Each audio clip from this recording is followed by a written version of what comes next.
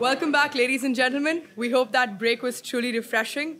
And now we will swiftly move on to our next panel for LIF 2019, the sports panel.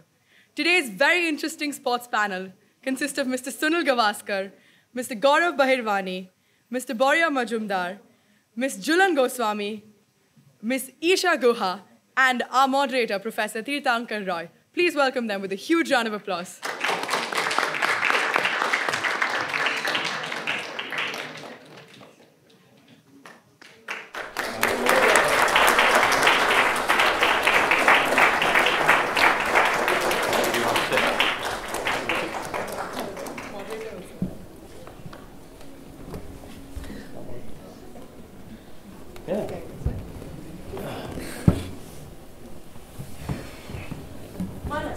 Isn't it amazing how people in our country did not have shoes, but still managed to break world records in sports?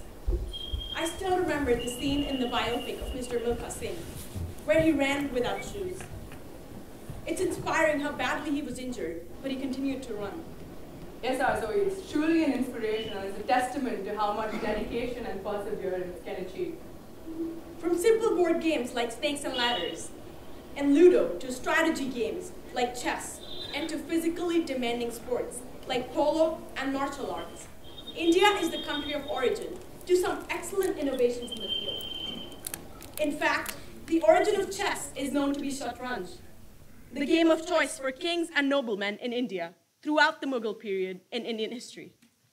Aptly titled The Dream of a Billion, the sports panel provides a platform for our esteemed panelists to voice their opinions on the commercialization of athletes, where the money is helping sports become a more acceptable career choice, and if the need of the hour is for former athletes to take on the role of sports administrators.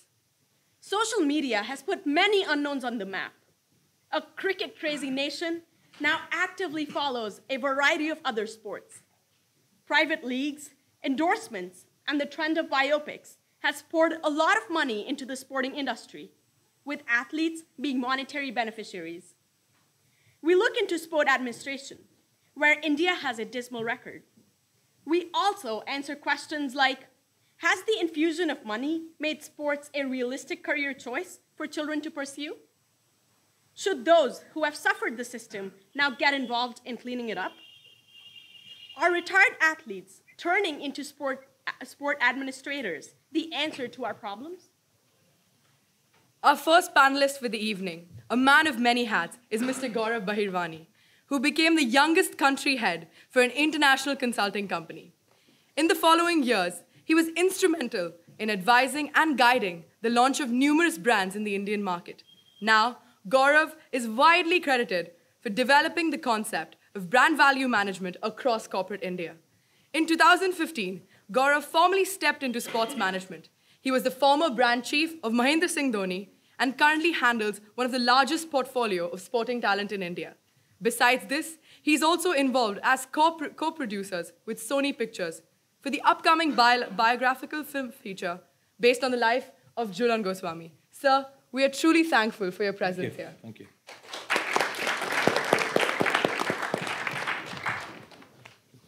Former Indian women's team captain, our second speaker, Ms. Jhulan Goswami, has been one of the inspirational stories of Indian women succeeding in sport.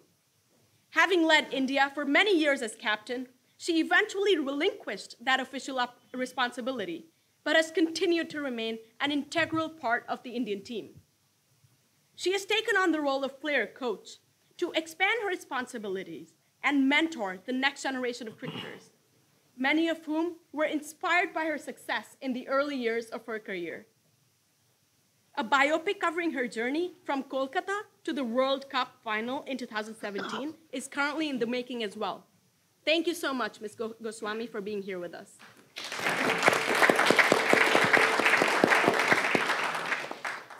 Our next panelist is Professor Boria Majumdar, joining us on video call. Historian, author, commentator, and journalist, Professor Majumdar dons many caps. He is the author of 3 best-selling books on cricket. Currently, he is the consulting editor, sports, for the India Today group.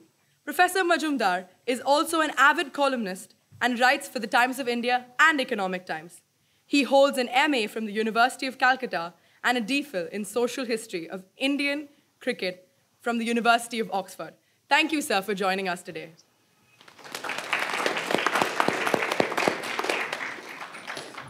Aptly called Little Master, Mr. Sunil Gavaskar is an Indian cricket legend.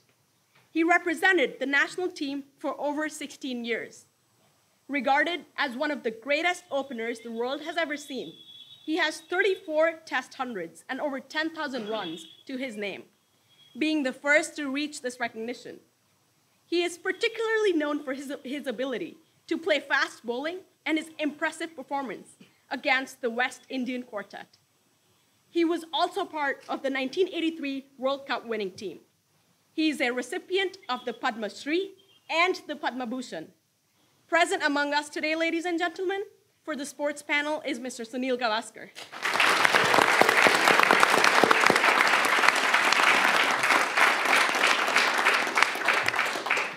Our next speaker is Ms. Isha Guha, an English cricketer known to be the #1 one-day international bowler in 2008.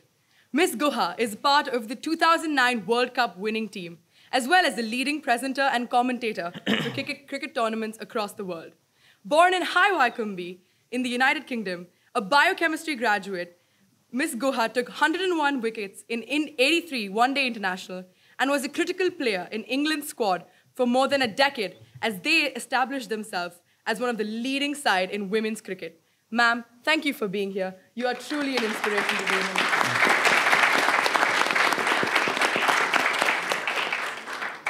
Professor Roy, our moderator for the panel, is a professor of economic history at the London School of Economics and Political Science.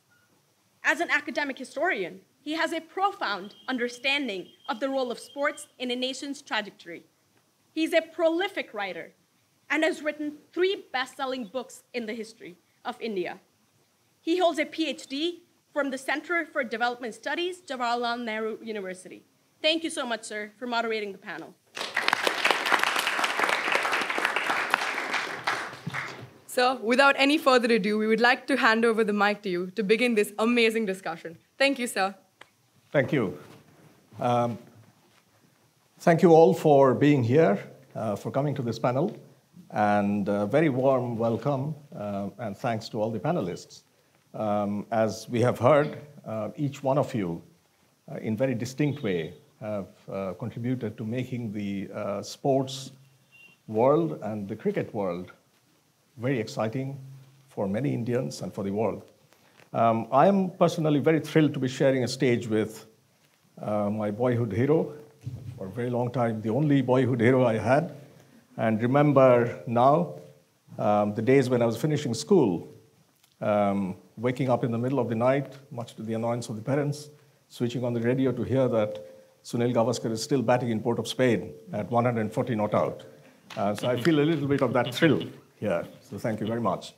A few ground rules before we start. The way the first 1 hour is going to happen is that we will have a cross-panel discussion, and I will ask a question directly addressed to one or a few of the panelists, and after that, after they speak, other panelists can join in as well with some comments. Now, I would ask you to be brief, not exceeding 3 or 4 minutes at a time.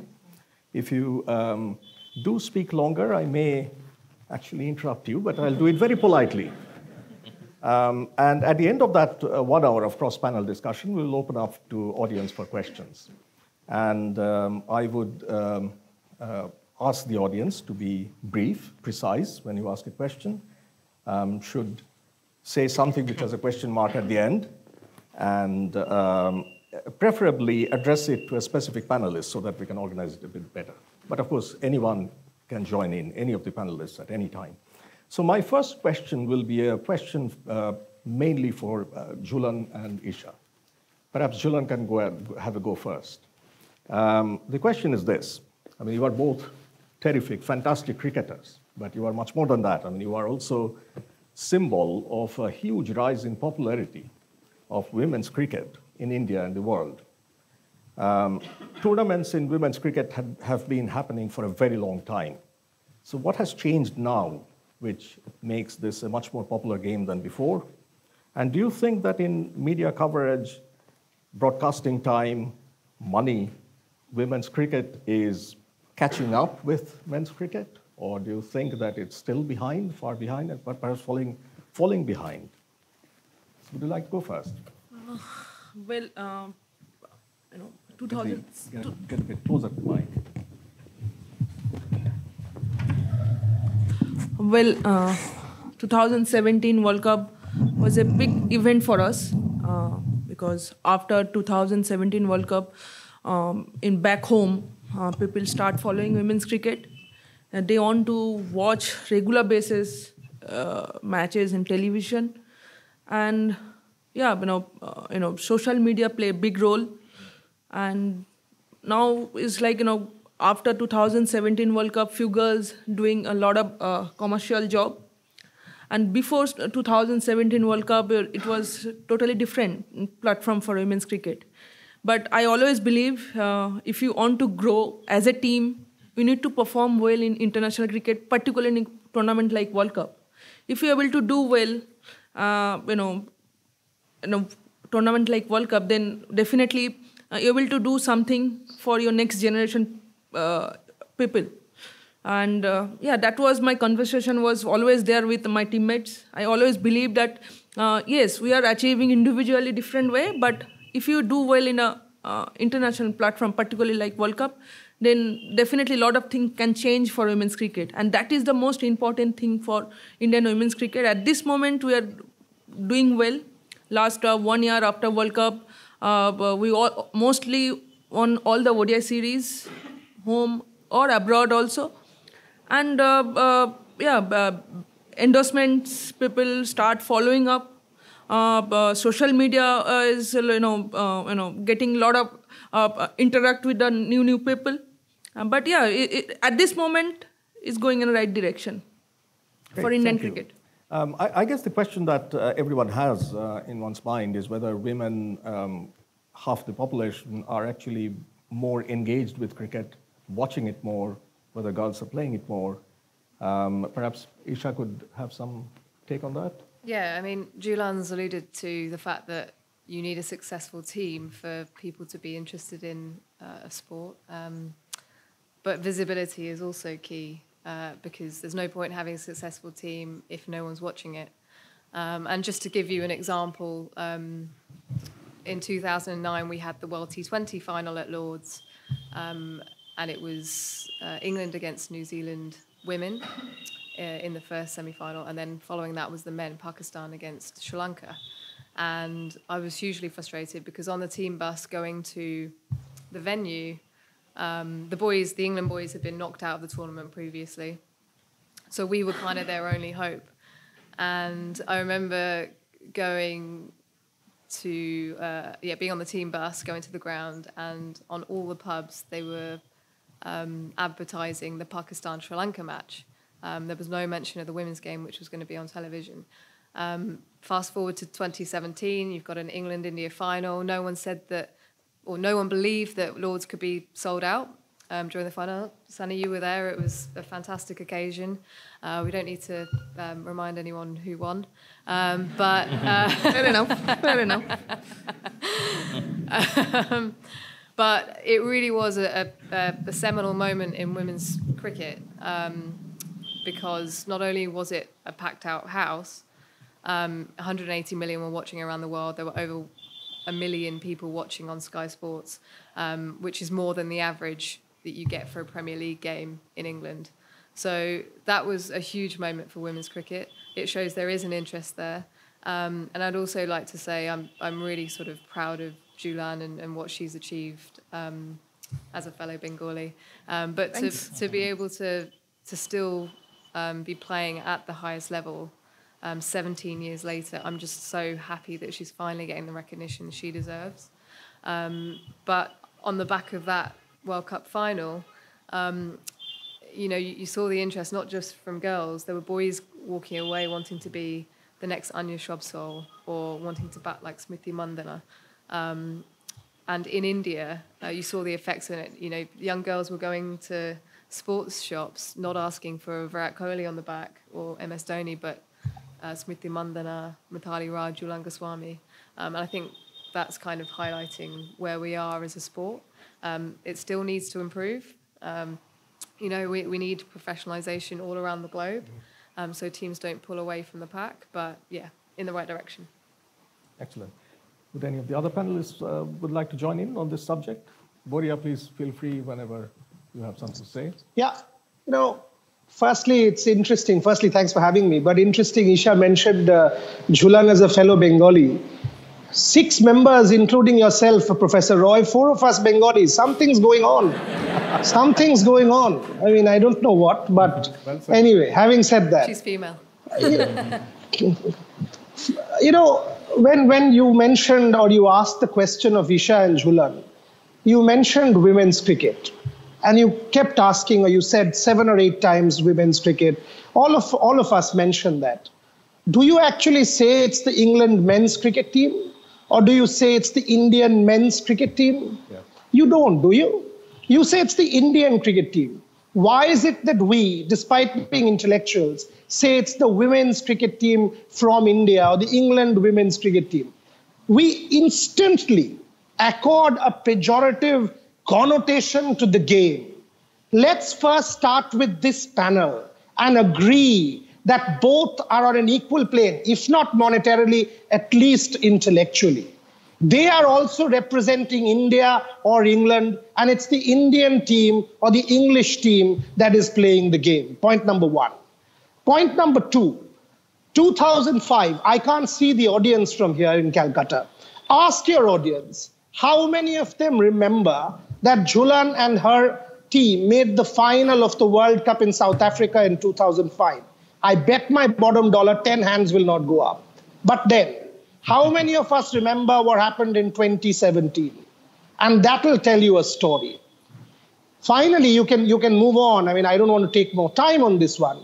You started your spiel saying we are a cricket-crazy nation. Are we?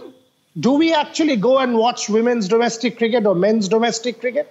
We watch the IPL, painting our faces. We love spectacles. We will forever love spectacles. But do we really love international cricket? If so, our test match grounds would be full. I know it's a critical point, but that's more relevant for the women's game because not even a dog or a cat will go and watch a women's domestic match at the Eden Gardens, despite the Bengal team winning day before yesterday. Until that happens, we will keep fighting, but the battle has not been won yet. Thank you. Would some of you want to say something? Yeah. Hi, good evening, everybody.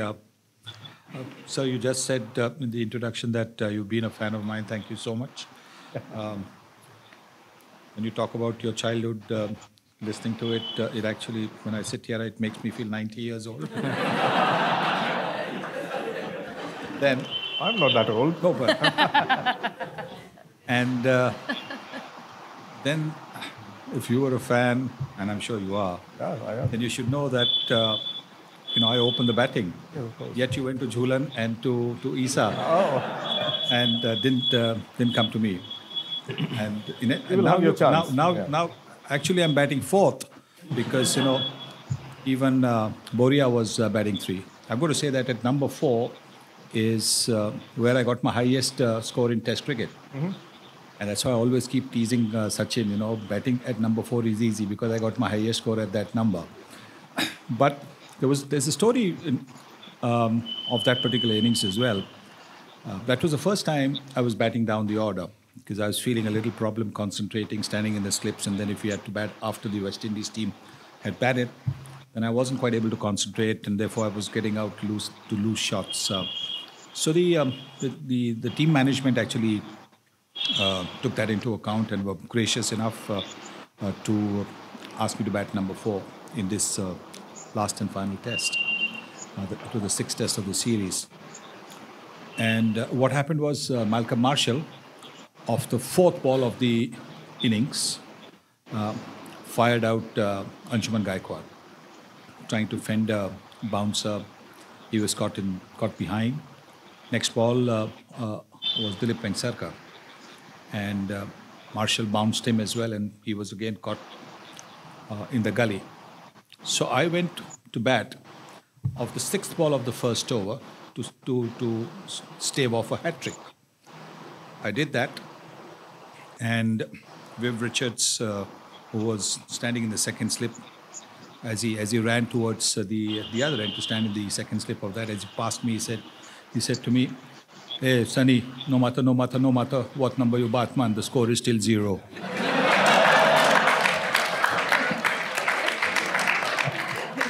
So I'm kind of hoping that here this evening I might be able to play something similar. Yes, I think Boria talked about the Bengalis over here in this panel. I just want to say that we are pretty much keeping with the modern thing, and in terms of technology, etc. So we've actually got 4 Gs over here. This is Gaurav, Goswami, Gavaskar, and Guha. Yes, so we've got 4 Gs also over here. But I think Boria makes a very good point about the fact that there should not be a distinction really between men's and women's cricket in terms of recognition.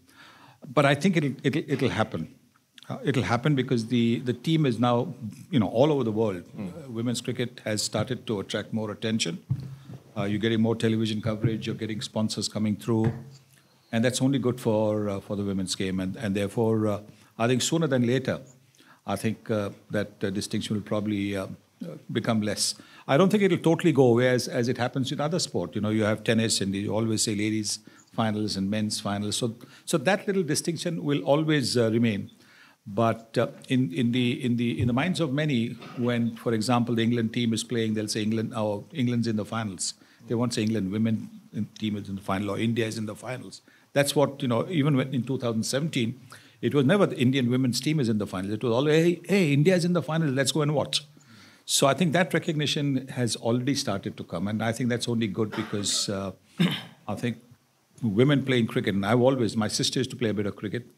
I always thought that, they were very elegant. I always loved watching them because they were very elegant, very stylish, the way they batted, the way they bowled. But now they've added power as well. And that makes it, a really heady combination. You see a Smriti Mandhana play or a Harmanpreet, smack the ball, but with such elegance and style that, you say, oh, that's wonderful. And I'm pretty certain all those who go and watch women's cricket come back feeling, that they've had a very, very good outing for the day. Good. I think so thank you for having us here. I think I want to add a perspective which is off the field and the business that we are in. A couple of years ago, I didn't see much of brands talking about, getting a woman on board. And the management businesses in India is still developing. But what we've seen in the last couple of years, Jhulan is someone that we look after as well. And there has been a drastic change in terms of brands reaching out to us and saying, we'd like to now engage with women. It's not as much as we can demand for the male players.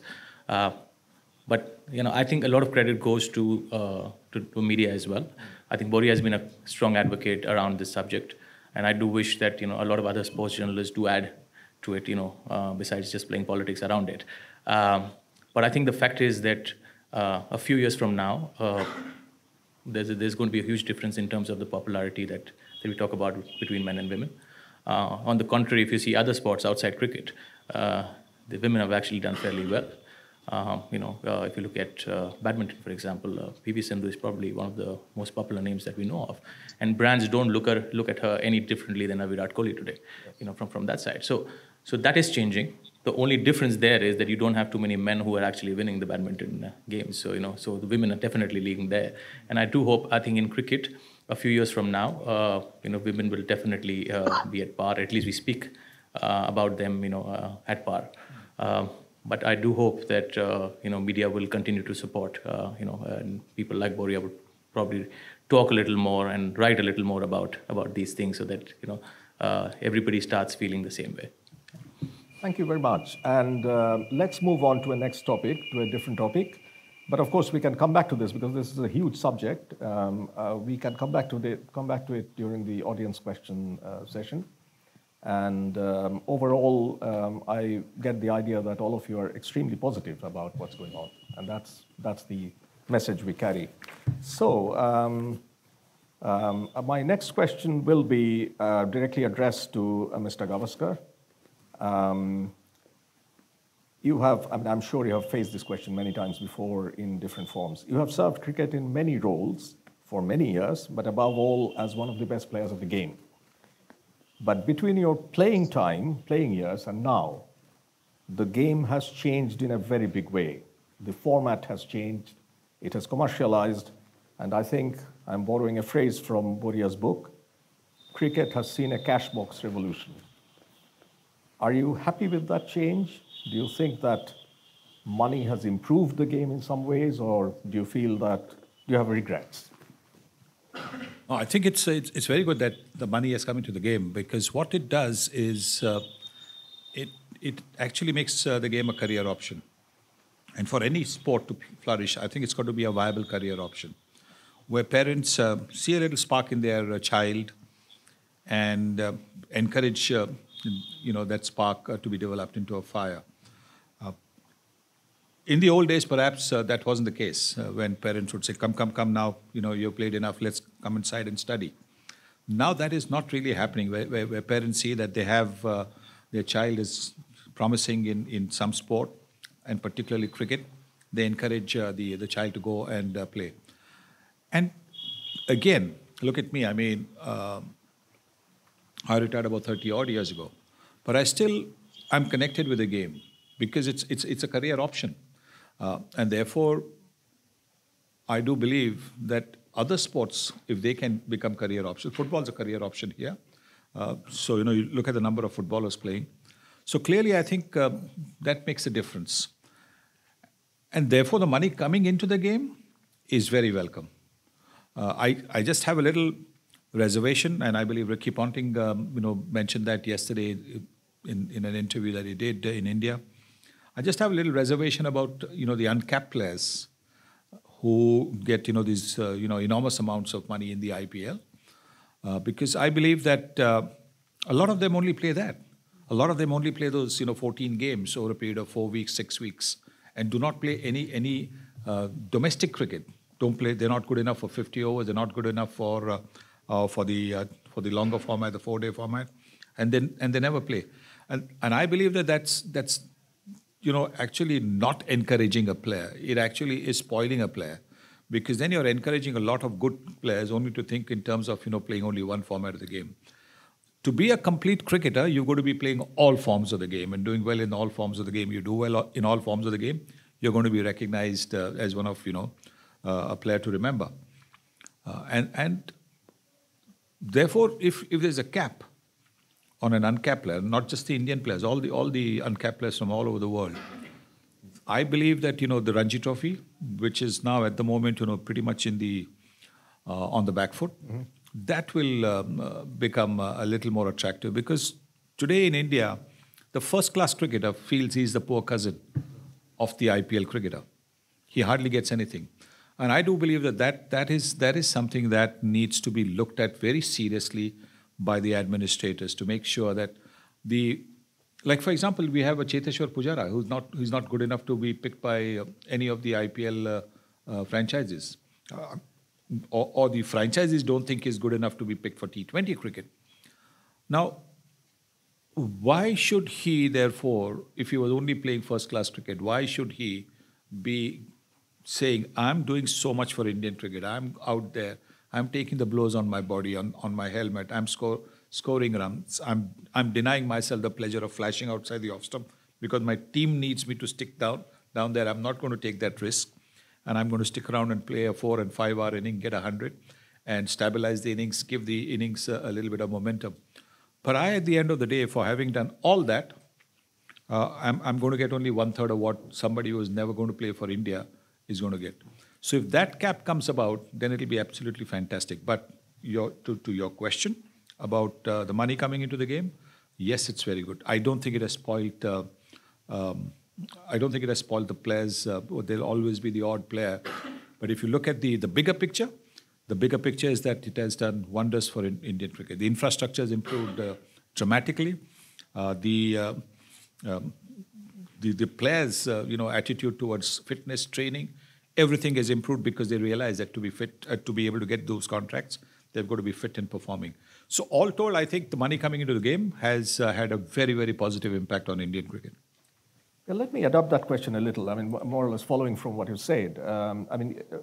We have in the panel a few people who are now playing cricket or who have played cricket in the new format.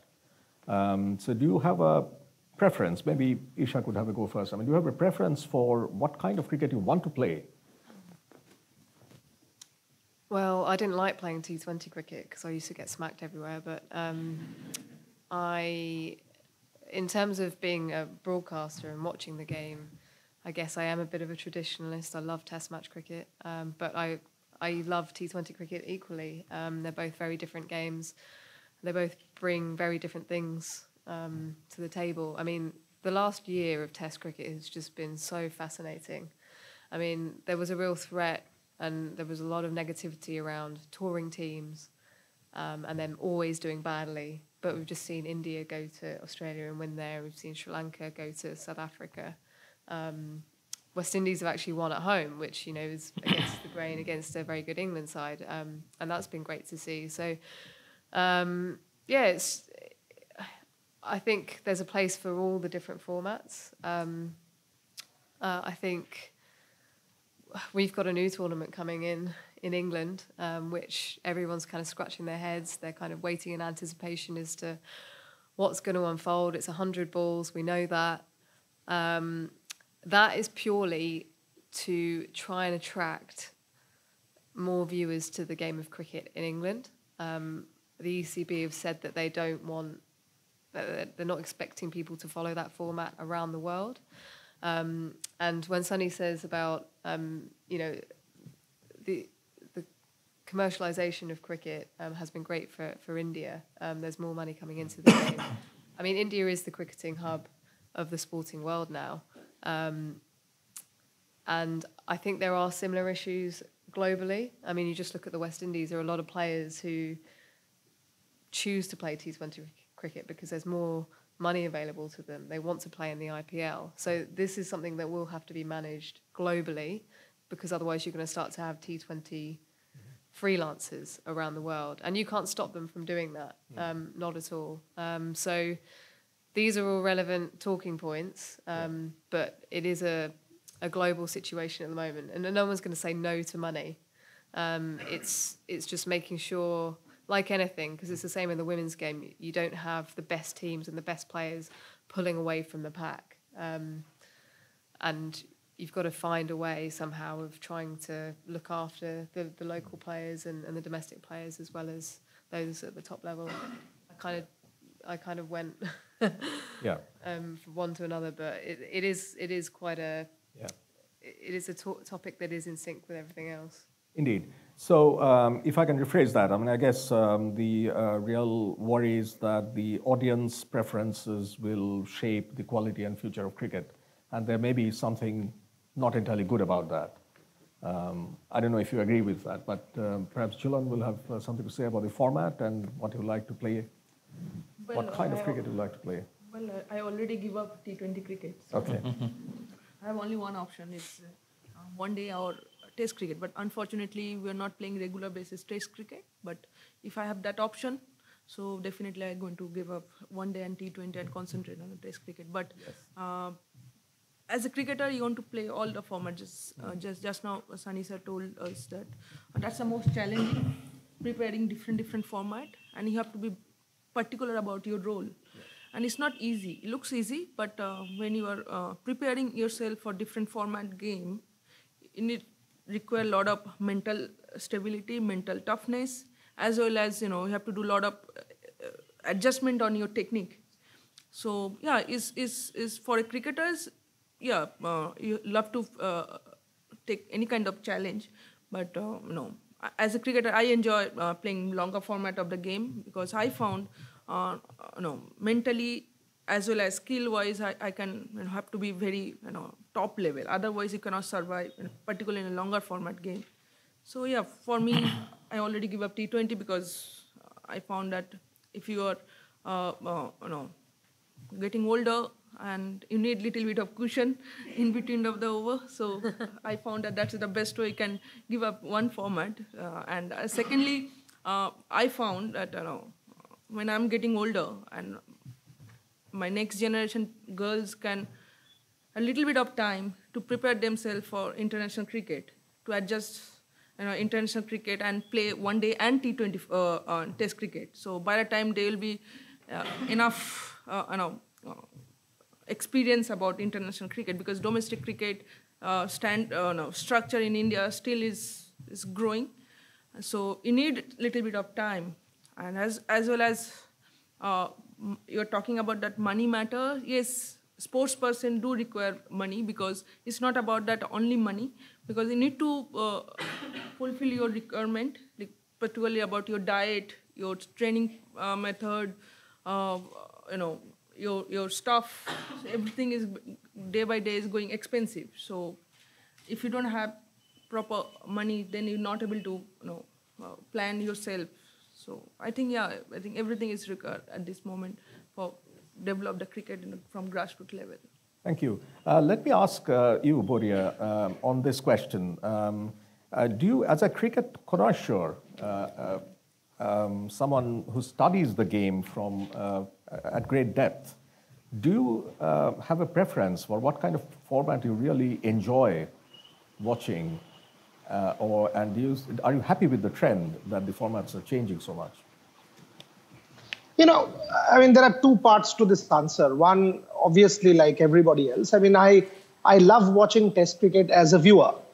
Having said that, I watch everything. Today I was watching England women play Sri Lanka women and loved the way the England women's team won, 330 odd in 50 overs. So I watch everything. Having said that, this is a consumption pattern. And I think there is space for classical music and Bollywood music. There is space for chicken tikka and, the Bengali chicken curry. So I think that will all coexist. Having said that, mine is a more intellectual problem. The game has evolved. There is a Sunil Gavaskar who will continue to have a broadcast career as long as he wants to speak, not only because he is fantastic, but because what he's achieved. There's Isha Guha, who's now commentating and holding the presentation ceremony at the Sydney Cricket Ground between an India-Australia series. That's a tremendous evolution. Would you have imagined an Isha Guha do that 10 years back? The answer is no. Here she is very good. And at the same time, this also shows progress of the women's game, that it's far more acceptable to have a woman do that presentation.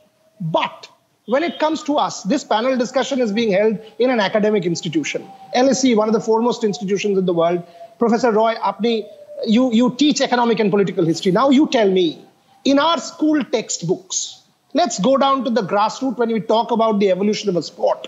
In our school textbooks, do you read about a Sunil Gavaskar and nationalism? Or do you still read about a Pabna rebellion of 1873, which is so far disconnected from the youth that they will learn nothing about history? There is still this distinction between sport and leisure and academia. This panel will still be the sports panel at the fag end or before prime time, so-called, in the television parlance. My problem is, at the University of Oxford, mine was the first ever sports PhD, and it was possible because I was on a Rhodes Scholarship. Why is it that Indian academia or global academia is so far from trying to mainstream sport within our academic discourse? Because that, if we are able to do that, will also reflect the holistic consumption of the game. So while me as a person will consume test cricket or one-day cricket, the domain is still very limited. It is limited to the player. It is limited to the brand manager, i.e. Gaurav Bahirvani. By the way, Gaurav's a failure. Gaurav's a big failure. He's a superb brand manager, but trust me, he's a failure. You know why? Sunil Gavaskar just said Cheteshwar Pujara bats for 6 hours, 7 hours. Why is Gaurav Bahirvani not able to get him a glue advertisement for Fevicol? Tell me that. So the point is simple. We academics, we keep talking about all of these things in international seminars.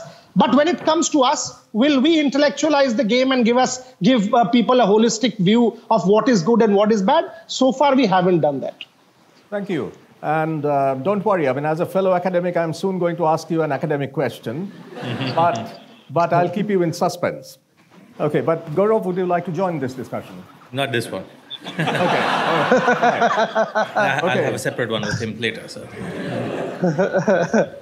Good. On that note, I mean, once again, I think, I mean, we are generally quite upbeat about commercialization as well as, and have some uneasiness about format, but not a lot, I guess. We are probably still watching where this world is going. My next question will be for Boria, and I guess it's specifically tailor-made for you. The question is this: you have the writer's view of a game. How difficult is it to write serious books about cricket? Can you get detached from the excitement of the game enough to write? You need some distance. Do you get that distance? Can you trust interviews, media reports, all the stuff that is going around as your raw material, as your evidence? Go ahead. See, there can never be the perfect history. Both you and I know that. I mean, however much you and I strive to be able to, write the perfect history, that will not happen. And that's the nature of our trade. Having said that, I mean, when I write about a Sunil Gavaskar, can I actually escape the fact that Sunil Gavaskar, when I was growing up as a 10-year-old in Calcutta in 1986, or rather 1983 when he scored that 236, or he got out first ball, I came back home crying? Can I do that? Perhaps not. I mean, I was actually going into the Eden Gardens trying to watch Sunil Gavaskar get 100. Now he gets out first ball, even before I take my seat, and my clubhouse ticket is wasted. He will defend himself. I will never forget this torture. Boria, can I interrupt? Yes, sir. You were not the only one crying. Even I was crying. Good. No, but the point is that you will have another chance in Chennai. I wouldn't have another chance to buy a clubhouse ticket and watch you bat. So there is a difference. Anyway, but when I write my books, Professor Roy, the question that I ask myself is, to what extent should I give you the truth? And to what extent can one give you the truth? Now let me make this critical. I am a huge fan of MS Dhoni, the cricketer, the player who bats on the field for India. But when I think of MS Dhoni as my captain, that during the spot fixing scandal of 2013, in a press conference, refusing to answer or take questions on what transpired, he has spoken out in a recent documentary.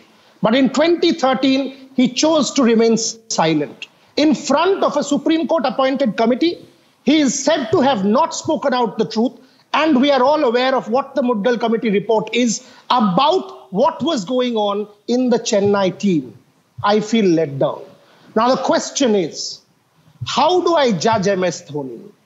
Do I judge MS Dhoni's legacy as the captain who won India 2011, as the captain who won India 2007 World T20, or as one who, as the representative of 1 billion, should have shown more moral spine? Something that Sunil Gavaskar has done, which is why he will remain for me a bigger hero. So these are questions you and I continue to grapple with when we intellectualize the game. How do I? Because these guys, that's why I call my book 11 Gods. If you turn it around, the media, unfortunately, these days are so fickle that, you can turn around the word God and make it dog. But the point is, for me, the real challenge about Indian cricket or even global cricket or even Olympics is when I write and I know the inside story, having been backstage, to what extent of the backstage can I give out? My final point. Now, some of us journalists are privy to what is there in that Supreme Court envelope, including the 13 names. Many of us are. Do we ever give those out? If we ever give those out, icons fall to shreds. Will the Supreme Court of India give those out? Is it not the responsibility of the court to answer the billion people who love this game and have made this game the national obsession? So what if a couple of national icons come to shreds? And I can tell you, it will happen. And it will pain you and me. And as an academic, as a scholar of the game, it is my duty towards my reader to be able to give the reader a holistic view, completely detached from the Boria Majumdar, the fan. Maybe in Gavaskar's case or in Tendulkar's case or people who I'm very close to, I can't. But I will always strive for that perfection to be able to write the perfect history. So Boria, as a historian, did Kapil Dev and I have a fight? No. How can I say that? I mean, you only kissed each other. Can I just follow up another very quick question? I mean, not quite on the same point. I mean, your book is a long-range history. It starts from the 1880s and comes down to the present day. Can you give us a very, maybe two or 2.5 minute summary of how the role of cricket in Indian society has changed in these 100 years? Yeah, I mean, in the 1880s, for me, it was a vehicle of nationalism. You know, and you said 2.5 minutes. It's a 500-page tome. There are 500 more pages which weren't written, so I'll stick to 2 minutes. You know, in 1857 rebellion or the Sepoy Mutiny of 1857, it was clear that the British was paramount, and you can't take them on a military plane. So what do? You actually have to take them on a plane which they know. That's why the whole turn to Western games or what we understand today as muscular Christianity and the games ethic.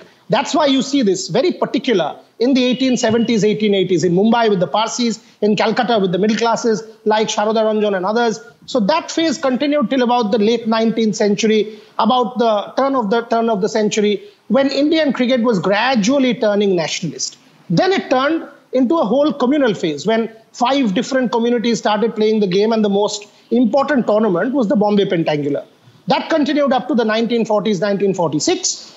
After that came the period of the corporate, partly the corporate phase when corporations, state corporations, public limited companies started employing sports people across the board. Asian Games happened. India was trying to be the big player within the Commonwealth, the whole Nehruvian ideal of the Asian Games, etc. And then the rupture. Now, that's where it becomes interesting. For me, the 3 important dates are, 1, 1971, thanks to Sunil Gavaskar. India started beating the world. We started to understand that we can stand up to the world and dominate the world in a game that has not happened. Because in the Olympics, we have still won 1 gold medal in 96 years of competition. 1 gold medal for 1 billion people. But in cricket, it's the West, as Isha Guha said, that for Isha Guha to get good commentary gigs, she'll have to turn to the Indian market. Matthew Hayden scores a world record. His sponsors will have to come to Gaurav Bahirvani. 1983 was the other major rupture when an obsession became a profession because Sunil Gavaskar and his ilk managed to win the World Cup for India, and overnight the game was transformed into a profession. And finally, 2008 with the IPL. With the IPL, it became the marketer's delight. It became the worker's delight because every person, even of working class origin, started aspiring to be a cricketer, aspiring to be a part of the cricket industry. If I am not good to play the game, I will be associated with the game as a broadcaster, as a writer, as a journalist, as a technician, but it opens up a career. So in that sense, that's the evolution. I think I've not exceeded by 2.5. Thank you very much. That's a wonderful summary, and I'm sure many of us are waiting to get out of this room and order your book, which I have done already. It's a really wonderful, very courageous project, and I'm sure you will carry on. As the only really well-known writer about cricket here, would you like to comment on this? I mean, of course, you write from a very different perspective, but what would you think would be the most difficult part of writing about cricket? But writing about the game itself is not so much of an issue because you actually, write in your own way what your thoughts are about the game, which is pretty much what you do when you're commentating as well. You try and, my idea of commentating has always been that there are, 2 friends watching a game of cricket. Now, of course, you have 3 commentators. The three friends watching a game of cricket, and they have a mic in front. So if the mic wasn't there in front of you, you would be saying, what a shot, this, lovely shot, terrific. That's kind of commentating that I would like to do. Because that way I think you convey the spectator's enjoyment to the viewer who's sitting in the sitting room, living room, and watching. So that is not so much of an issue. It's when you're trying to write a bit of a diary about the season, then I think the diary is incomplete if you're not talking about the off-field, strategy sessions or the tactical sort of discussions, say at the lunch interval or at the drinks interval. Then that becomes interesting. But that's the one way that you're also conveying to everybody that this is actually what happened. This is how we were in dire straits at a particular time, but at lunchtime, this is what happened, this is what the message came, or this is what the discussion took place. So I think that is how I believe you can write about and convey to the viewer. And today, what has happened is the viewer, the cricket lover gets to see the game, be it on television or on his phone, online. He gets to watch the game. So he doesn't actually want to know that Virat Kohli played a terrific extra cover drive. He wants to know what it was about that extra cover drive that made it special. Was it the foot going there? Was it the way his head was? And that is something where, having played the game, you come in and try and explain that this is the reason why he hits that extra cover drive better than anybody else. Why, say, Sachin Tendulkar's straight drive was the best in the game. Why was it so? Why was Sourav Ganguly's cover drive was so elegant to watch? So that is what you try and convey to the listener or to the reader. So many thanks. Shall we move on to a subject that's extremely important here for the future of cricket? And I will address it to Gaurav first. Let's get back to the media boom. You have a unique insider view of the management of the game. It seems that the game has got as much TV coverage, as much social media coverage as it can possibly get. Is that right? Or is there another revolution in cricket broadcasting, presentation waiting to happen? What's your take on the future, and how is going, if there is anything waiting to happen, how is that going to change the game? So I think in terms of coverage, yes, television has allowed a lot more people to actually watch the game, but it's not enough. What's happening now, especially in that part of the world, is the digital boom. And Mr. Gavaskar and I think Boria would probably agree the amount of time that they probably would focus on those mediums now as well. So if you look at broadcasting particularly, what they've smartly done is they've tried to analyze whether there are ways to expand the existing offering. And the way they're doing it, and Star Sports probably is one of the broadcasters that's trying it out, is to spread it out as a regional activation. So what they're doing now is they're trying to bring in regional channels, which will obviously offer the same thing in a regional language, which is far more easier for people in those parts of the country to understand and appreciate the game. To me, what it also does is that it also allows the mother or the woman of the house to actually start participating, which used to not happen earlier. My mother would not watch the game. She would just probably watch it because me and my father were watching it.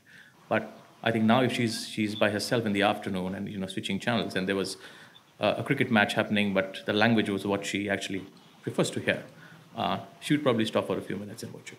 And I think that's allowing women and that generation to also start appreciating the game, because one, you can't ignore it.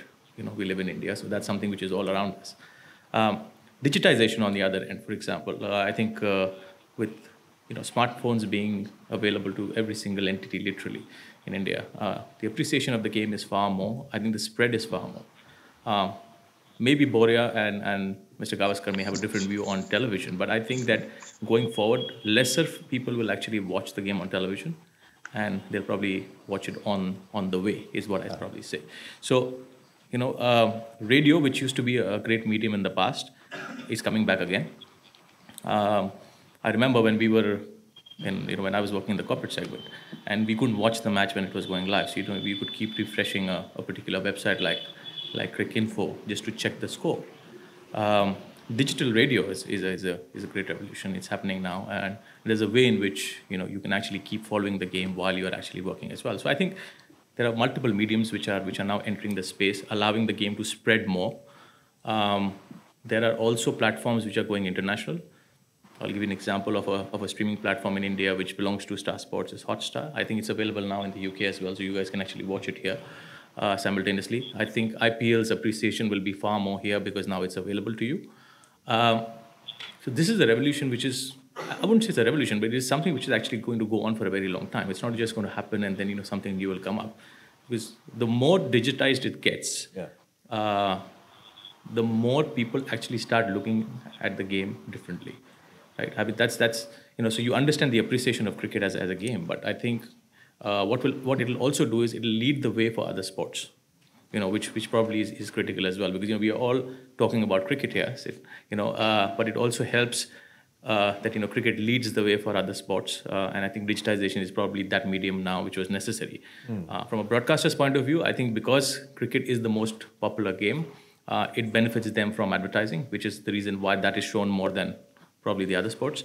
But I think digital they don't have that sort of barrier there. So I think it'll allow other sports to be appreciated as well, and I think the more people watch it, the better it is. Excellent. As a broadcaster, Isha, would you like to comment on this? Yeah, I think having worked in various different places around the world, the Caribbean, Australia, India, everyone consumes broadcast in a different way. From the way the actual commentary is put out there. I mean, you go to India, they want animated, they want excitement. You go to Australia, they want a bit more banter. You go to England, they like to hear the commentators breathe a little bit more. So they have more time to just watch and just kind of relax. It's almost like, you're at home, you've got your cup of tea, you can watch the test match on. It's a nice kind of hum. And actually, when I'm in India doing the IPL, quite often we have the start of the men's test season back home. And I don't know if you do this in the hotel room, but I'll sometimes switch it on because it's such a nice transition from being at a ground at the Wankhede Stadium or in Eden Gardens where it's just so much excitement and it's so much in your face. It's actually quite nice to be in the hotel room, chill, relax, and just watch the test cricket on and have it on in the background. But in the way things are consumed as well, Gaurav mentioned Hotstar, so I've signed up, I've subscribed to it here in the UK so I can keep up to date with what's happening in India. But I find that in general in India, digitalization is probably going to boom more than anywhere else in the world first because people like to know what's happening straight away. Whereas in England, I'd say that people quite often record what's happened. We have obviously the Skybox, which you can record a game and then people will quite often come home from work and watch it back, which you don't really have too much in India. There's a platform in Australia now called KO, which is online streaming, and that's basically, it's cheap. People subscribe to it. You can access anything and watch it back as well in Australia, and that's available on your tablets, and I know a lot of people who've already signed up to it. So, just the different ways in which people consume things around the world. Just follow up the commentary experience with you. I mean, you have been a commentator in very different circumstances, very different types of audience. Do you find switching a challenge? How do you manage it? Yes, I think. Like Isa said, she put it so well about different countries, their viewership and the way they expect the commentators to be is completely different. Like in England, particularly for test matches, they actually want the commentators to speak as little as possible and let the picture do the talking, as they say. In Australia, for example, it's a commercial channel and they want you to speak as much as you can. And I remember doing Channel 9 for the first time, and this was after I'd done BBC over a year. And it was a completely different experience. On day one of the series against India, I didn't really speak. I was doing exactly like what I was doing for BBC. Like, unless I needed to come in and speak, I wasn't speaking anything. At the end of the day, the head of programming and the producer called me aside, and said, "Look, this is Australia, and we would like you to talk a little bit more." And I said, "Well, but if there's nothing to say, if the shot is played to mid-off, what am I going to add? Shot is played to mid-off, nothing to say." He said, "No. Remember one thing. Here we are a commercial channel. BBC, don't forget BBC. Here we are a commercial channel, and you could have a situation where the father and the son are watching the game on television in their living room, and the mother, who's not maybe interested in the game, she goes from her bedroom to the kitchen to make herself a cup of tea, and she's making a cup of tea, or maybe on her way back, and as she passes the father and son, If there is noise on the television, oh, what a terrific shot, that is an incredible catch, she might just stop and, stop to watch what's happening because of the sound coming from the television. And you know what, Sunny, they said to me, with a bit of luck, that's the last ball of the over when the commercial comes on. Because she is the one who's going to make the decision what toothpaste to buy, what cornflakes to have. And for that, you have to keep talking. So you see, that was a learning curve. Yeah. That was a learning curve. Yeah. And so you try and do that. For T20, for example, you try and be a little more excited about the whole thing. For Test cricket, it's just a little bit more, low-key. But just like as a player, you would have to make the adjustments. Yes. While batting, bowling, to the different formats. As a commentator also, you need to make those adjustments. Indeed. We are actually coming now to the question-answer session.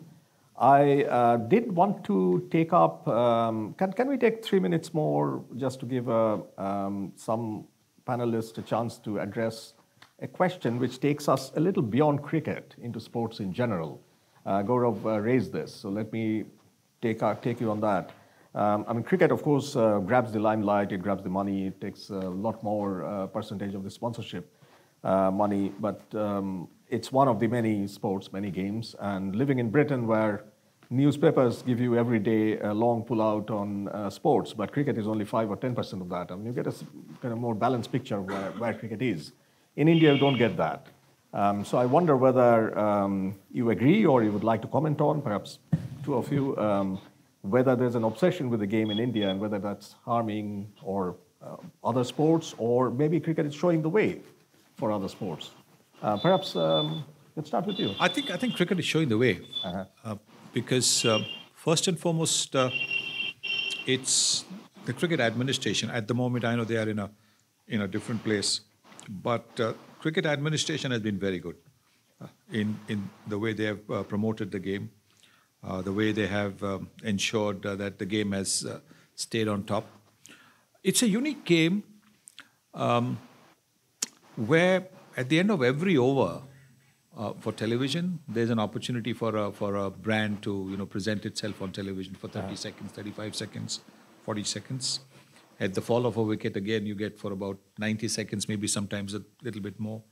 There's a drinks interval where you get about 3.5 minutes of commercials. There's a pre-show before the game starts. There is a mid-inning show. There is a lunchtime show. There's a tea time show, depending on the format. And there's a post-game show as well. So I think the game, therefore, is much more friendly for the brands to present themselves. It doesn't happen in football, for example. It's such a fast-paced game. It's a terrific game. It doesn't happen in badminton, which is my favorite sport. At best, when they're changing sides, but very seldom do you see a commercial there. So cricket has somehow benefited from this. And which is the reason why perhaps a lot of other sports in India at least do not get the same mileage, is because brands don't seem to think that they are going to, unless there's coverage, kabaddi. The viewership has gone up because of the fact that it's covered so well.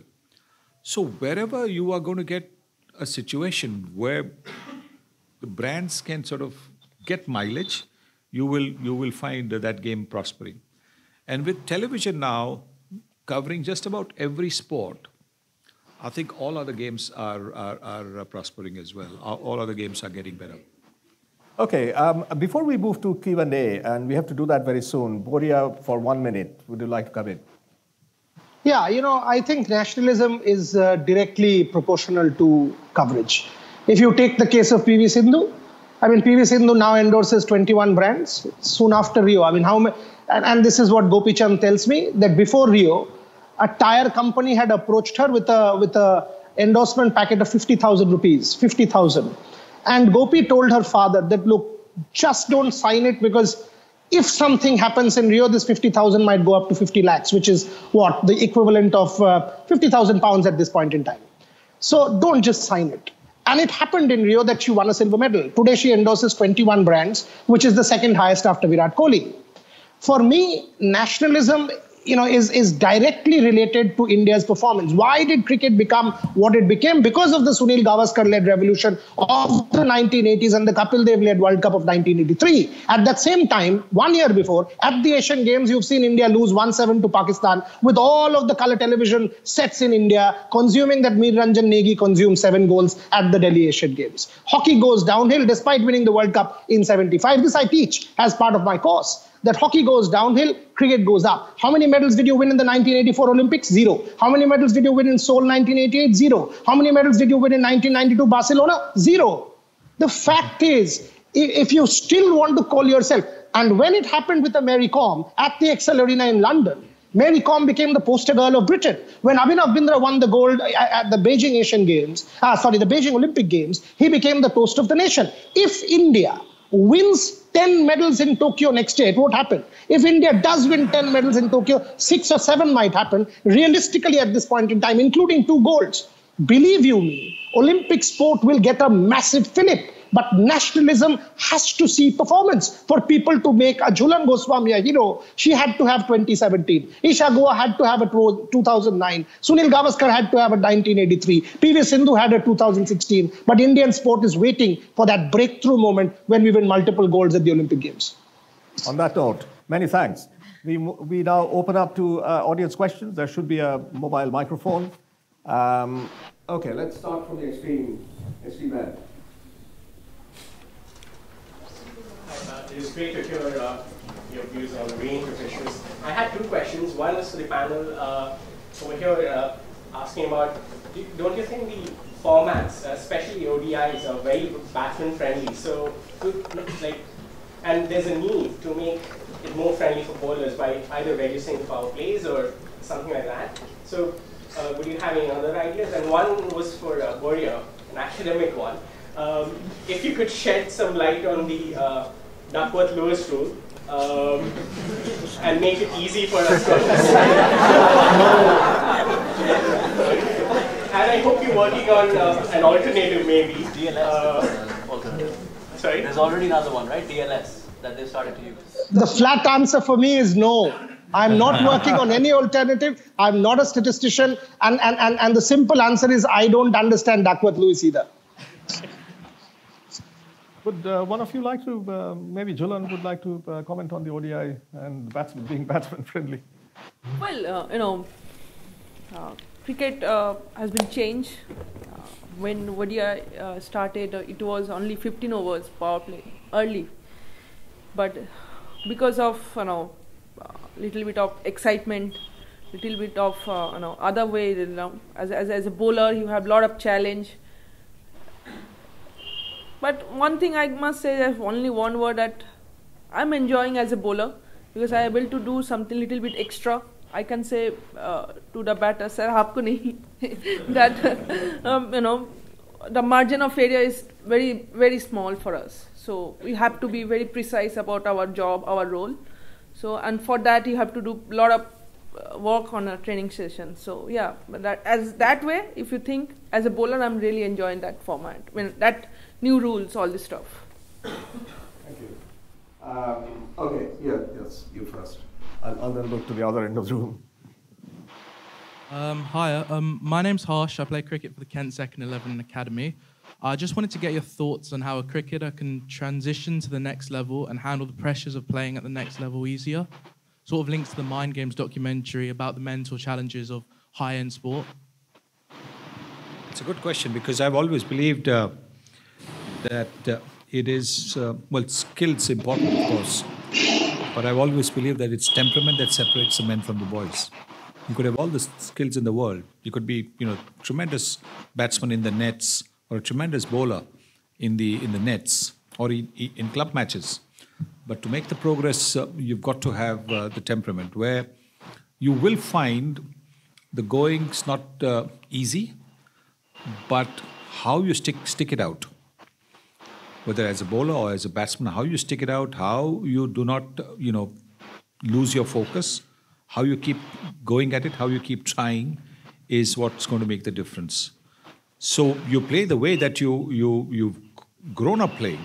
You play the way when you go to different levels. For example, as a batsman, At the schools level, maybe you might get 4 boundary deliveries in an over at the schools level. At the club level, which is slightly better, you might get maybe 3 boundary balls or 2 boundary balls in an over. At the first class level, you might get 1 boundary ball in an over.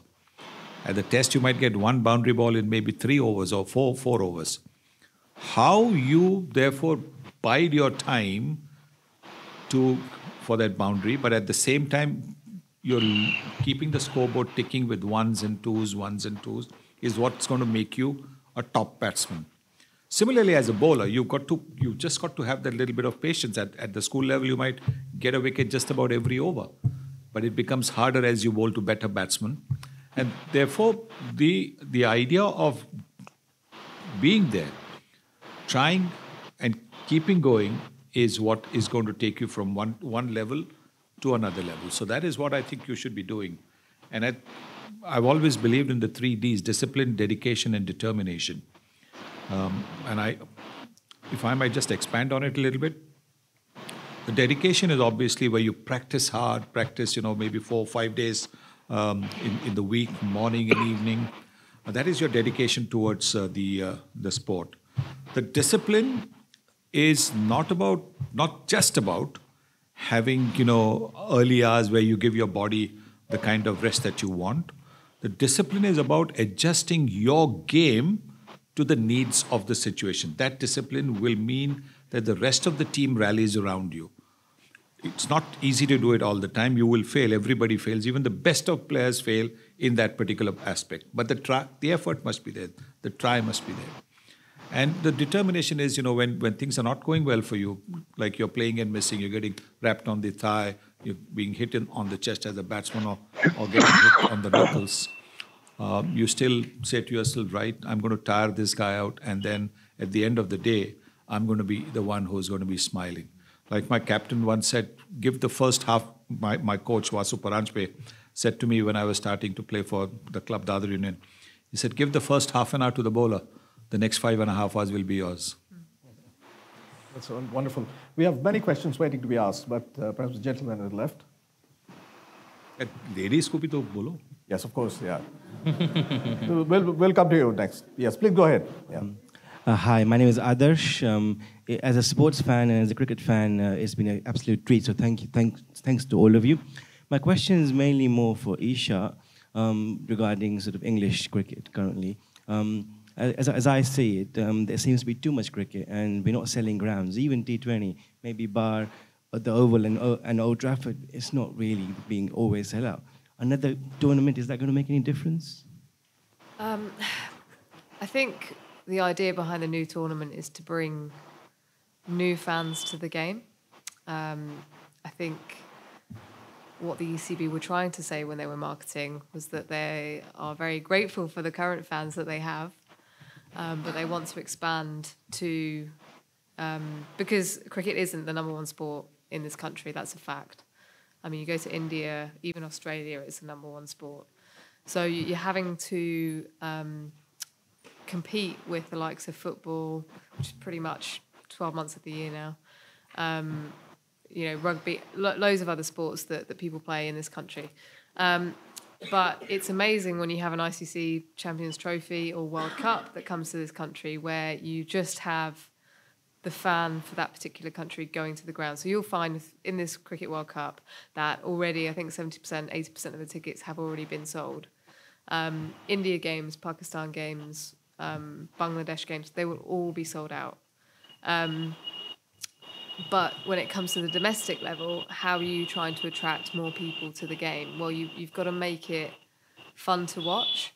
You've got to make it, I guess, for those that are non-traditional cricket lovers, just exciting that they want to try and target families. So it's got to be finishing at 9:30, 10 o'clock so they can get their kids home. It's got to be attracting mothers. And just make it a family environment. Now, the stadiums around England have actually done a really good job to make it inclusive for everyone. So I know that every ground has an area for prayer. They have sections cordoned off for families, non-alcohol zones. Whenever they have food and beverages, they make sure they separate it out a bit more. So these are all things that, I guess if you're from a South Asian background, it's very simple. Just a simple way to try and encourage more people to come and watch. And I guess the other thing is making it affordable.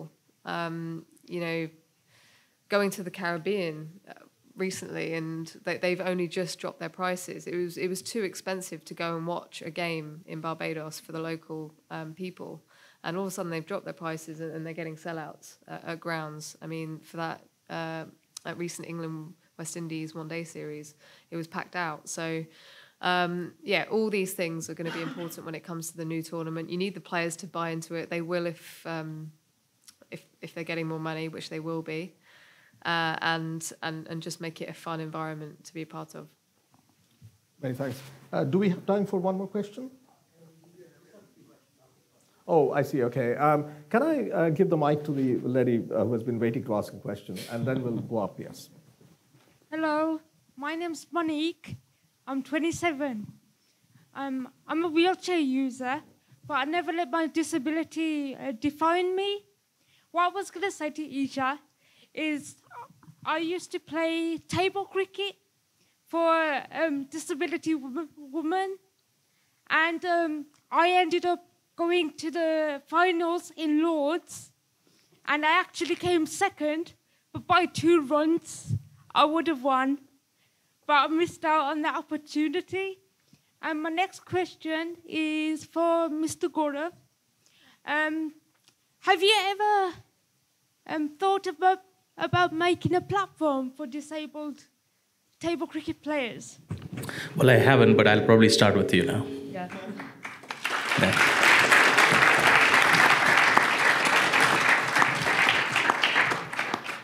Would any of you would like to very quickly respond to that?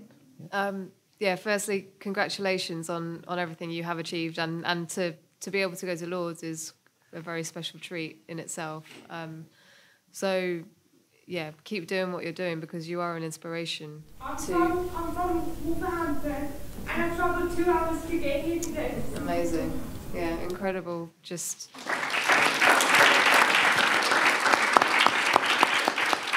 Okay, I'm now looking up at the upper floor. Okay, the gentleman in the middle, yeah.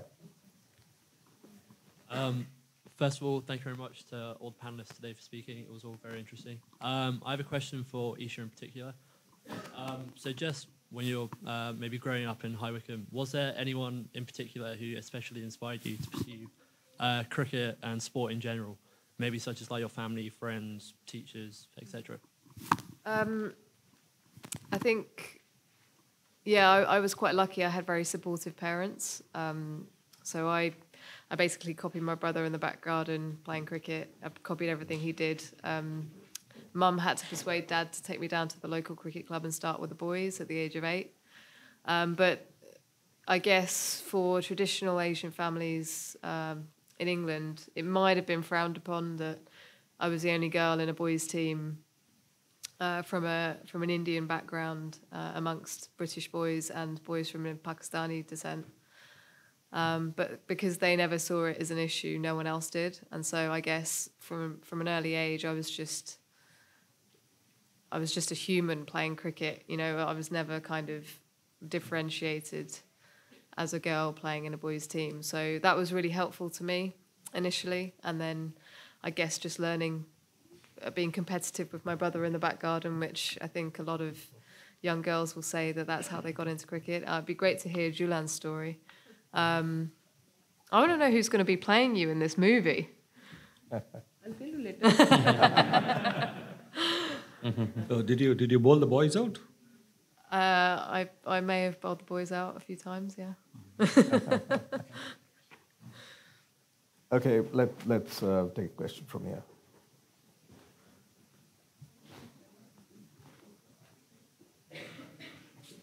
So my question is on the biopics. I was just reading that Mr. Gavaskar said that his life is not interesting for a biopic to be made on it.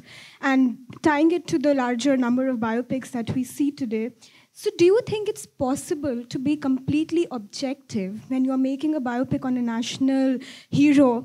Because, there are parts of their life which may not be up for the larger public because it ties to the larger ideas of nationalism. So what are your views on that? Like, is it even possible to get an objective view? Well, I think, I think the right person to answer that is probably sitting in the audience there, the gentleman who looks after Sony Pictures. But I'll give you an instance from my experience of working on MS Dhoni's biopic. And as much as we wanted to be objective, there were certain parts of the film where we couldn't. And there were reasons for it. There were certain aspects that couldn't be revealed to the open public. And this is not something that they wanted to hide, but it's just the way perceptions could change, if that was actually out. So we tried to be. I would be very, very keen to see that, when we do the biopic that we're doing for her, we'll be as objective as we can. And I think to the extent that we've reached now, I would probably say that it's almost 95% authentic. And I'm very thankful to her because, it also takes a lot of courage for someone like her to come up and actually tell the real story of what really made her, who she is today. And I think she's gone through a very, very difficult patch in her life before she's become who she is.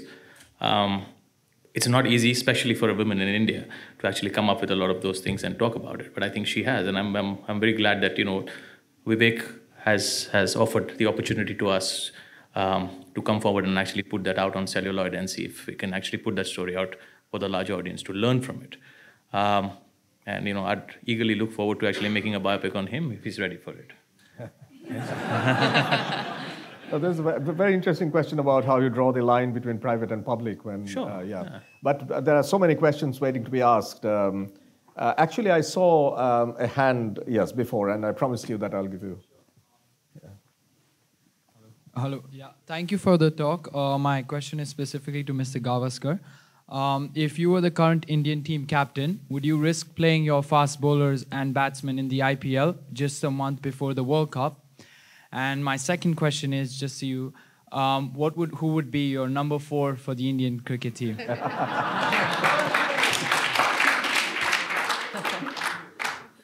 Yes, I think as far as fast bowling is concerned, look, the T20 format is where you bowl only 4 overs.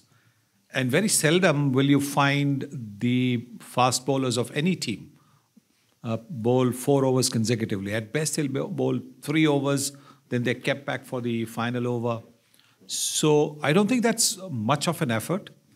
The worry for me has always been in the IPL, etc., is not so much the bowling or the batting. It's when they throw themselves, when they're diving and trying to pull the ball back in. We saw it happen to Virat Kohli when he damaged his shoulder. That is the only thing that worries me more than anything else, because the commitment of this Indian team or the current generation is incredible. You ask them to play a charity game, which has nothing at stake. It's just really an exhibition game. But they field over there exactly as they would field in an international. They throw themselves at the ball. You could break a finger trying to stop in an exhibition game, in a charity game. You don't need to do that. So that's my only worry, that is the kind of injury that might happen, not the actual bowling aspect. Or I don't think, these guys are so fit now. I don't think, they're going to pull a muscle or anything of the sort. Sports by itself and cricket by itself is a hazardous profession. You can injure yourself. You can, as a batsman, you can break a finger. That can happen, but that's just bad luck. I wouldn't be too worried about that. As far as batting at number 4 is concerned, that's a good question. The selection committee gets paid good money to do that. But I would certainly have a look at. I know they are out of the reckoning at the moment. Ambati Rayudu would be my number 4. But I would have liked if the selection committee had given another opportunity to, say, a Manish Pandey or a Shreyas Iyer to show whether they are good enough at this level. So 2 matches. If they had been given, maybe you would have had a little bit of an idea. But what I feel will happen is that although they are saying that the IPL performances will not be taken into account, anybody who has a red-hot IPL, say Vijay Shankar has a red-hot IPL, or Dinesh Karthik has a red-hot IPL, or Rishabh Pant at number 3 or 4, I mean, those guys will then pip the others. I mean, Ambati Rayudu came back into the team after his performances for Chennai Super Kings last year. He was out of the team for a while. It's only because he did so well that he came back in the reckoning. So that could well happen. Okay, yeah, go ahead.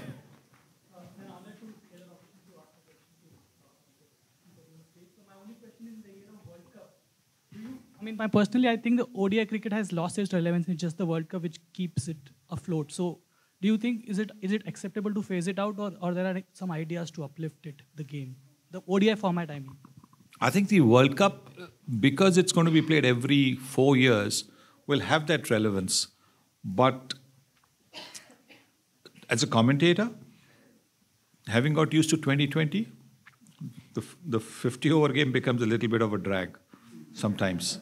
Suddenly, you're doing almost, 3 T20 games. But if the teams are well matched, if the matches are close, like we have just seen in the Australia-India series, then the interest will always be there. But I think you'll find that in future formats, that the test, it'll be probably a division, like 3 test matches, 3 one-days, and, maybe 3 T20s. The ICC has consciously restricted the teams from having more than 3 T20s. They don't want to expose, because of the leagues, they do not want to expose the players to too much of T20. But yes, I think the 50 overs is not as attractive as it was. So it's probably going to be phased out, but I don't think the World Cup is going to stop.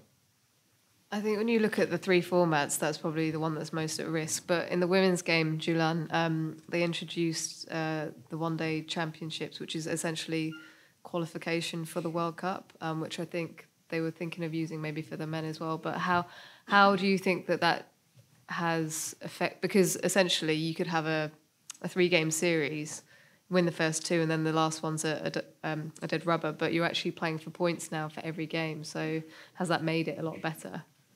I think best things happen, small team like Pakistan, Sri Lanka, they never used to play against Australia, India, or New Zealand. So only top 4 team used to play regular basis. But now is, because of World Cup to 2021 World Cup qualifiers, if you don't have enough point, then you'll not able to through for the World Cup qualification. So all the teams are playing, and its competition level is gone high.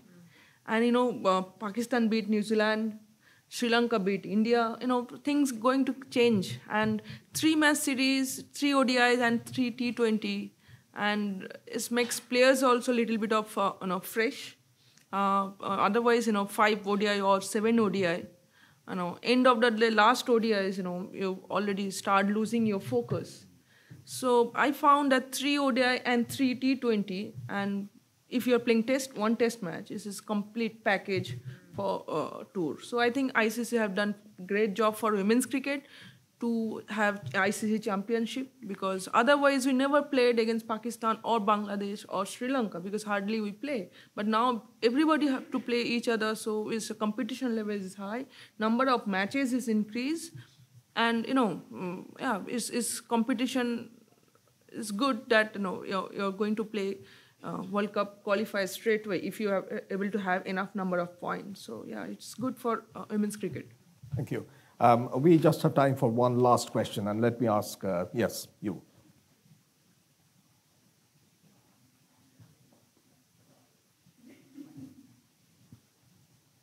Mr. Boria made a very relevant point about how there's some sort of performance which leads to some sort of recognition in any form of sport. But what about the initial level of upliftment, and what happens in that case, and what leads to the initial level of performance?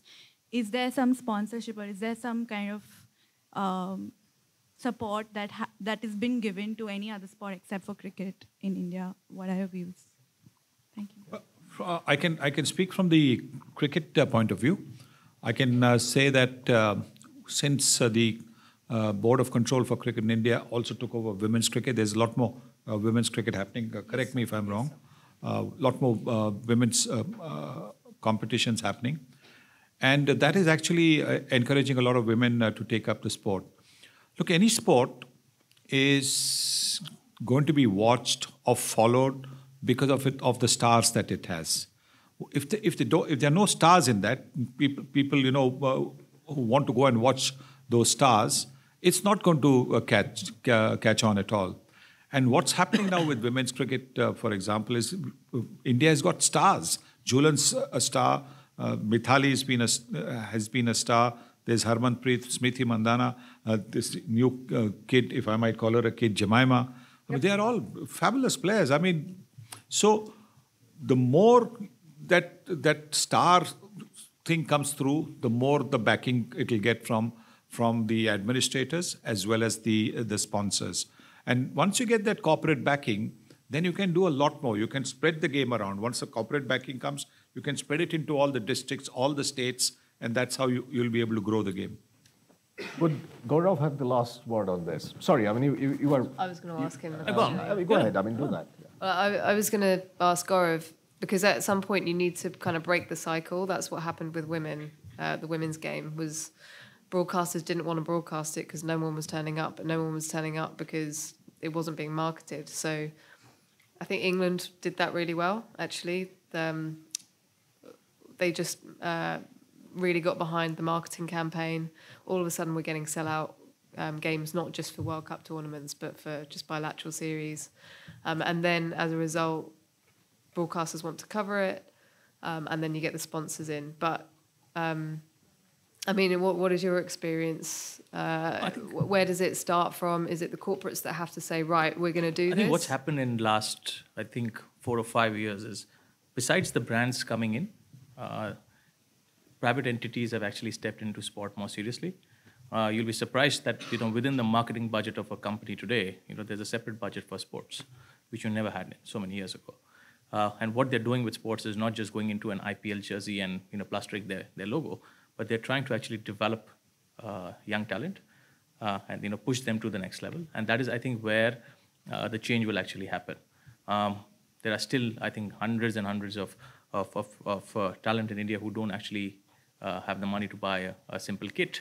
But there are corporates who have actually stepped in. I know a lot of them actually now who have kept aside these budgets to sponsor young talent, take care of their career growth, if that's what it is, and also at the same time, bring them to the attention of the world in many ways. I think if you look at television, I think they've done a great job as well. A lot of them have started talking about and giving attention to obviously not just the grade A players, but also talk about the other players. So yes, from an institution's point of view, BCCI has done what they can do. The private sector stepping in has actually made a huge difference. And it is only going to change for the better. Because what is going to happen now is that, because it also actually affects their balance sheets. So this is actually a thing that they want to do from that perspective too. But I think there are many companies who actually want to use their CSR budgets now moving really towards social development rather than just calling it the CSR budget, which generally never gets used. So that is critical. And I think a lot more brands are now trying to see what happens is every brand's aspiration is to go with an MS Dhoni or a Virat Kohli today, but not many can afford it, because of the values that they command. But what they've realized is that the popularity of young talent is also equally good in India specifically.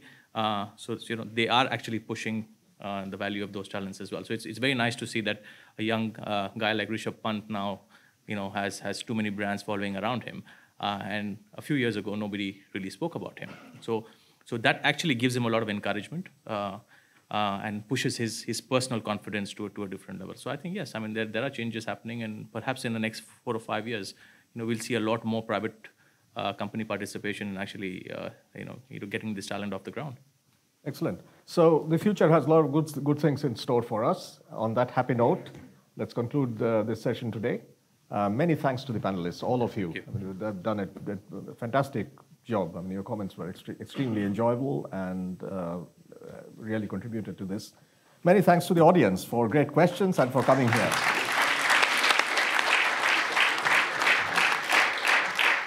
Thank you so much to each and every one of our panelists, as well as the moderator, for engaging us in these intriguing conversations and very pertinent issues. We would also like to specially thank Mr. Boria Majumdar for joining us on VC. He had to leave urgently, but we have to acknowledge the fact that the time difference in India, it's night there, and he's still committed to this and really followed through. So we really appreciate that. Thank you so much once again. And for that, if you would please accept a small token of our appreciation.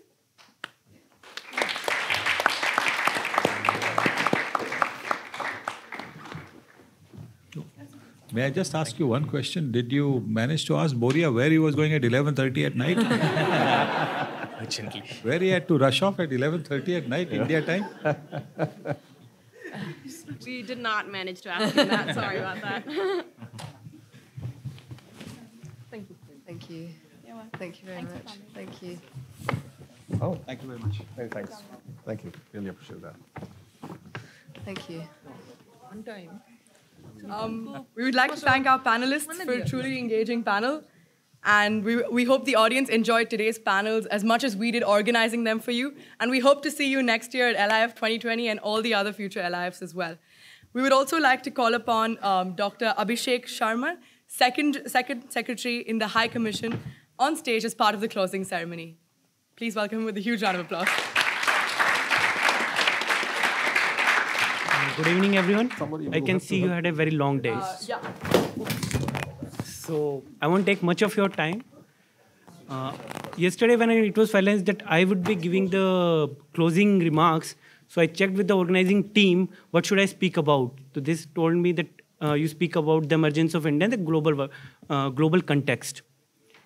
What could be a better example than LSE, the most prestigious institute in economics in the world, dedicating a whole day to India? This is a clear indication that India has emerged and we are relevant to whole world. But was it imaginable in 1947 when we got freedom? I seriously doubt. At least no one in the Western world thought of. We were laughed when we planned of having universal franchise, adult franchise, everyone having vote, a biggest democracy. But we should realize that India has always been a global dominant power. If we start tracking the GDP, India's GDP as the percentage of the global GDP, since the first century AD till 1757, we got colonized. Our contribution to the world GDP was at least 20%, and now we are against rising. So we should at least when we got freedom in 1947. It was our political leadership who took very deliberated decisions to make this happen. At that time, our political leadership who had achieved the freedom through very innovative economic methods such as boycott and Swadeshi, which was not even thought of at that time, took deliberate decision to close, to not become the part of either of the communist or the capitalist bloc. And keep our economy isolated from rest of the world, almost like a autarkic country, so that our very nascent industrial sector can grow.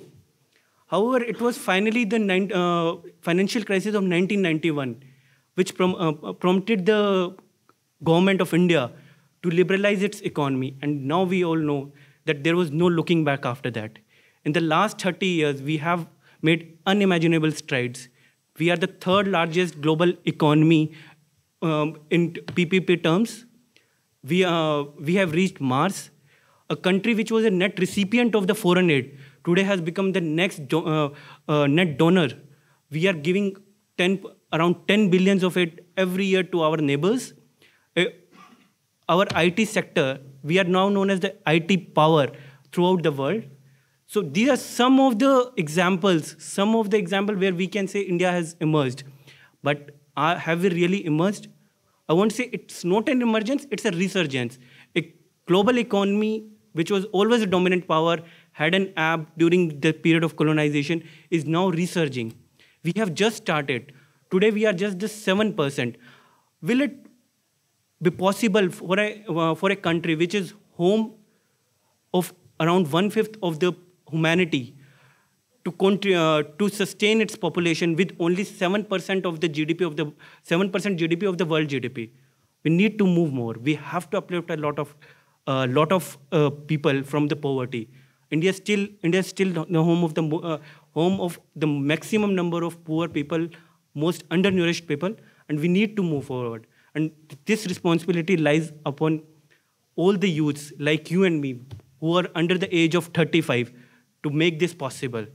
It's not possible that if a country's young population channelizes its energy does not channelize its energy in a positive way, that a country can become the global world power.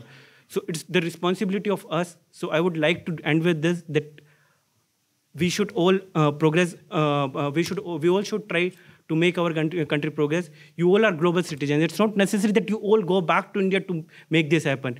Even staying in UK, you can make this possible. Every time when you move, you are always you are the flag bearers of India. Any news that would come, you would be represented as an Indian student. So try to capitalize on that. Try to project India as a positive country. And as a representative of High Commission of India, I would just like to say that doors of High Commission of India are always open to you. We have recently opened a 24.7 hours public response unit.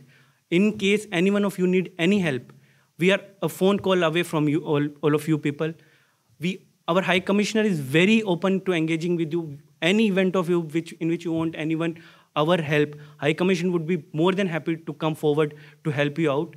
So thank you, everyone. I would just like to end by saying, I won't take much of your time because all of you had a very long day. So thank you. Good evening, ladies and gentlemen. I promise you this is the last of the speeches today. We will let you go after this. But my name is Soumya Gupta, and I stand here on behalf of the London School of Economics and the LSE SU India Forum to extend my heartfelt gratitude to everyone present here today. It's been so wonderful to see all the energy from you all, and I've really enjoyed meeting you over the course of the day. Your support throughout this year, and especially today, is the reason that I'm standing at this podium. I hope this day was everything we promised it would be and that you learned as much as I did. I would like to begin by thanking all of our speakers for giving us this opportunity to host you at the LSE and for inspiring all the curious minds here today. My biggest takeaway has been learning about India's appetite for change across industries, societies, and the economy. And your stories prove to me that India is truly disrupting the global status quo. I would like to extend my deepest gratitude to our sponsors and partners, without whom our event would not have been possible. Knowledge partner Z Entertainment Enterprises, silver sponsor Avance, media partner Z5, hotel partner Taj, and presenting partner LSE SU India Society in association with the India Observatory and NISAO. Thank you for believing in us and supporting us throughout this roller coaster ride. I would like to give a special thanks to Dr. Katumuri for being our mentor from day one and supporting us and encouraging us. You've been there for us in every capacity, and which makes the event so much more rewarding. My relationship with LIF has spanned all my 3 years at LSE, first as a guest, then as a committee member, and today as president. A lot has changed in 3 years, but what I can tell you is that what's common is how amazed I am by the scale of this conference. I'm so grateful to have had this incredible opportunity to lead a team of talented and passionate people, to leave my mark on LIF, and to be a part of this legacy. I would like to thank every one of the 27 members of our committee, and it's only because of your vision and hard work that we're here today. And I can't think of a better way to end my time at LSE. To the research team, Tarnika, Kuljeet, Aditya, you three have been the brains behind this conference. Your passion for these panels and these topics has really shown through the stellar level of debate today. The logistics team, Shrey, Arzoe, and Shreyas, thank you for coordinating this event from day one and never giving up. The media and marketing team, Sakshi, Manaswini, Vatsal, Deepshi, and Sona, your creativity, enthusiasm, and unique ideas have put us on the map, and it's the reason that we're all here today. And finally, the design team, Tarnika and Anuj, keep being the creative minds that you are and making LIF and all of us look so good. I would like to especially thank the LIF Executive Committee, Ankita, Bhavisha, and Tushar. It's been my privilege to share this incredible journey with you all over the past year. And you guys have truly been the backbone of LIF 2019. To the India SOC exec, Sona, Yog, and Dhruv, thank you for humbly taking care of everyone and me, and handling things that we don't even know about. Can we have a huge round of applause for the committee?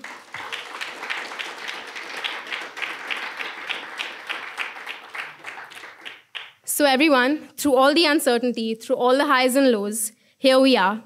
It's been an honor to lead the LIF committee, and I don't believe that we're at the end already.